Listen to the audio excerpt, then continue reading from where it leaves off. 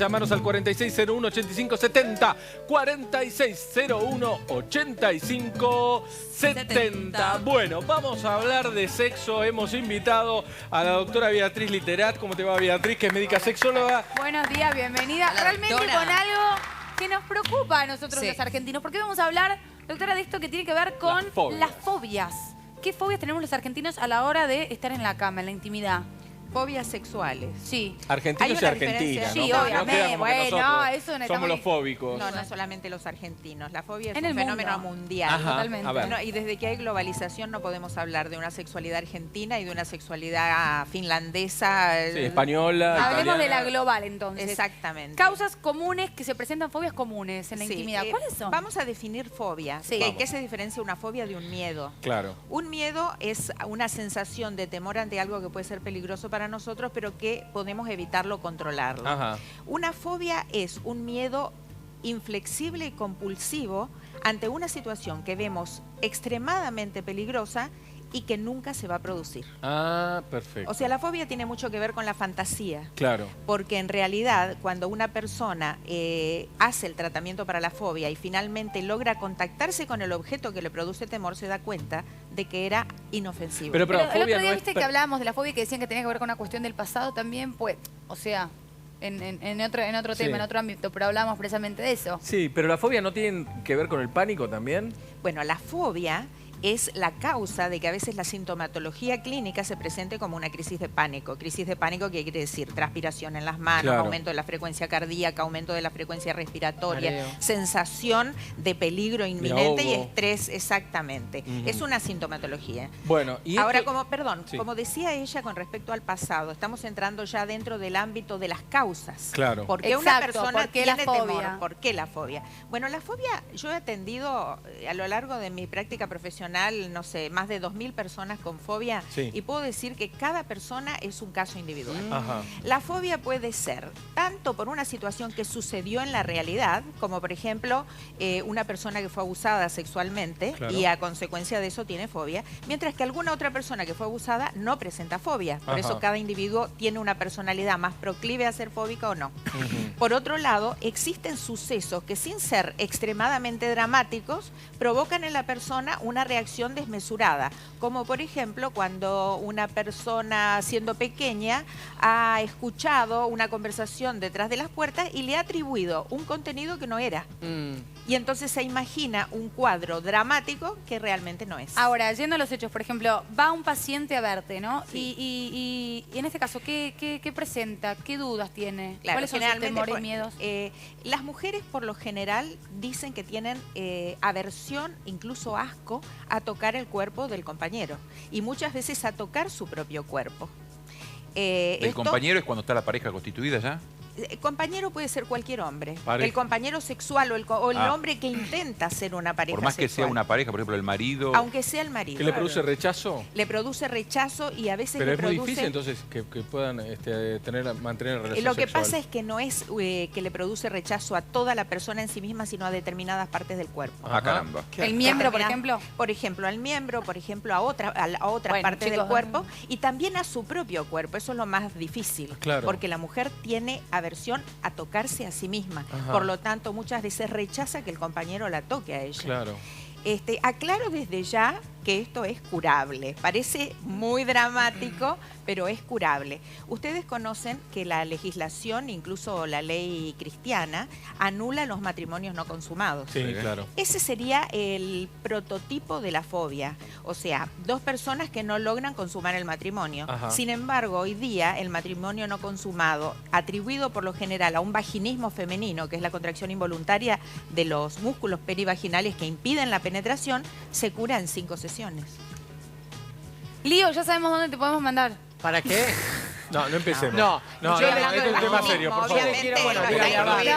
No, pero está. Está bien, está Yo bien. quiero preguntar, Beatriz, cuando usted recién expresaba eso del rechazo de una persona hacia la pareja, hacia su pareja, Sí. y en el encuentro sexual casual, cuando yo, por ejemplo, nos conocemos, Sí. sentimos atracción uno por otro, queremos ir a la cama, así derecho, Sí. ¿eso también puede pasar? Que a pesar de querer ir en ese momento a la cama conociendo a esa persona, pueda sentir ese rechazo. Claro, porque la persona fóbica lucha entre su deseo y su rechazo. Por eso tiene un conflicto tan grande y por eso expresa una crisis de pánico. Y por eso tiene que ir a la consulta. ¿Y el hombre que en su mayoría qué fobia presenta? Los hombres pueden tener fobias muy interesantes. Por ejemplo, hay hombres que cuando saben que la mujer está ovulando, no tienen erecciones. Porque en el fondo hay una fobia a concebir y una fobia a responsabilizarse por un bebé o temor tal vez a que la mujer muera en el parto o que nazca un chico con algún problema o con alguna enfermedad. Eso existe mucho. Entonces, a veces es inexplicable cómo un hombre que tiene una sexualidad normal y una respuesta sexual normal durante todo el mes, en el momento de la ovulación, y él sabe que la mujer está ovulando, en ese momento no tiene... Ahora, la fobia va ligada, perdón, Carlitos, ¿la fobia va ligada al asco también? Por eso yo decía, la fobia se llama fobia por evitación. O sea, en general uno tiende a evitar el suceso fóbico. A veces es tan fuerte la sensación que provoca aversión o asco. Pero quiero aclarar algo más. Las fobias sexuales no siempre son totalmente sexuales. Hay fobias que se manifiestan como sexuales, pero el trasfondo de la fobia no es sexual. Es como si hubiera un iceberg cuyo fondo es otro problema. Hay otro motivo en realidad. Pero el síntoma que sobresale es la fobia sexual. Por ejemplo, personas que tienen miedo a perder el control, que tienen miedo a dejarse llevar, que tienen miedo a ser controladas por la pareja. A ser sometidas, gente de sometimiento. Y entonces encontramos síntomas conjuntos. Por ejemplo, una persona fóbica que al mismo tiempo no puede manejar, o que no puede subir a un ascensor, o que no puede tragar una píldora. O que no puede meter la cabeza bajo el agua y nadar bajo el agua. Porque se siente dominada. Porque siente que no puede controlar la situación. De que hay una vieja historia con respecto a que el hombre siempre está predispuesto a mantener relaciones sexuales mucho más que la mujer. Eso no es verdad. Por eso, quiero un poco desmitificar esta y cuestión. Y con el honor del hombre, ¿eh? Sí. El hombre tiene mucho estrés. El estrés, que es el resultado de la hormona adrenalina, que sale de las glándulas suprarrenales, es el opuesto a la testosterona. O sea, la adrenalina pulsea con la testosterona. La testosterona levanta el deseo sexual, la adrenalina la baja. Yo creo que hasta hoy por hoy son la mayoría las mujeres que aseguran las eso. Mujeres ¿Qué pasa también, que le sucede eso? También sucede. Hay muchos casos en que una de las consultas más frecuentes que yo tengo, por ejemplo, es cuando el hombre y la mujer no tienen una sincronía en su voltaje sexual. Claro. Por ejemplo, o ella es más inclinada a tener relaciones y él está más cansado o menos interesado, o viceversa. ¿Y eso se puede arreglar? Claro que sí, eso es lo que se pregunta, pero hay que tener en cuenta lo siguiente. Nacemos con un voltaje determinado que tiene que ver con la personalidad, las hormonas, la religión, la forma en que hemos sido criados, la salud. Porque a mayor salud, mejor sexualidad, a menor salud, peor sexualidad. Está claro. Y de pronto sucede que una pareja que al principio en el noviazgo sincronizaban perfectamente, después de ese enamoramiento inicial, cuando ya viene el amor real, que está formado por la parte doméstica, por la parte financiera, por la parte de los hijos, etcétera, etcétera, etcétera, cada uno recupera su voltaje verdadero. Entonces sucede que hay que negociar. Porque uno siempre va a tener menos apetito sexual y otro va a tener más, y es normal que así sea. Perfecto. ¿Cómo se califica el voltaje sexual de uno? ¿Cómo se diagnostica el voltaje sexual de uno? Por el libido, la cantidad de veces que uno quisiera mantener relaciones a lo largo del mes, o el interés que uno tiene en tener juegos sexuales a lo largo del mes. No siempre querer es poder. Lo que yo siempre le digo a los pacientes es que para tener una buena sexualidad no es necesario siempre escalar el Everest.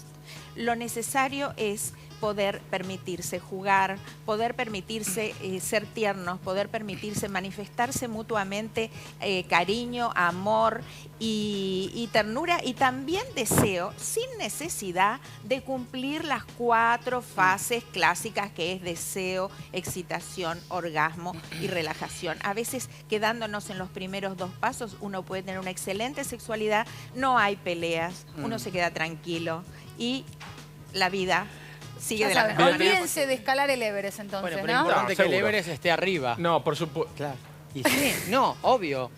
Fuera de broma lo digo. Por favor. No, tampoco A veces olvídense, también ¿no? sucede, te lo digo, a veces sucede que uno de los dos quiere escalar el Everest y el otro no. Ajá. Entonces, el que no quiere o el que sí quiere no tiene que enojarse con el otro. Claro. Tiene que decirle, mira, hoy yo tuve ganas de... Ajá. Es como, a ver, si se sientan a comer una comida, uno dice, mira, yo hoy solamente voy a comer fruta, pero Claro. te acompaño. Vos vas a comer los 3 platos y el postre. Muy bien, pero yo te acompaño y Y los charlamos. dos comieron y fue una cena bárbara. Exactamente, y Bueno. ninguno tiene que estar controlando ni supervisando al otro si escaló o no escaló. Perfecto. Beatriz, muchísimas gracias. Hay una Gracias, página muy Beatriz. interesante donde Yo se pueden tengo meter, un sitio ¿no? web Nuestros amigos. educativo muy interesante, A ver, ¿cuál creo yo. Es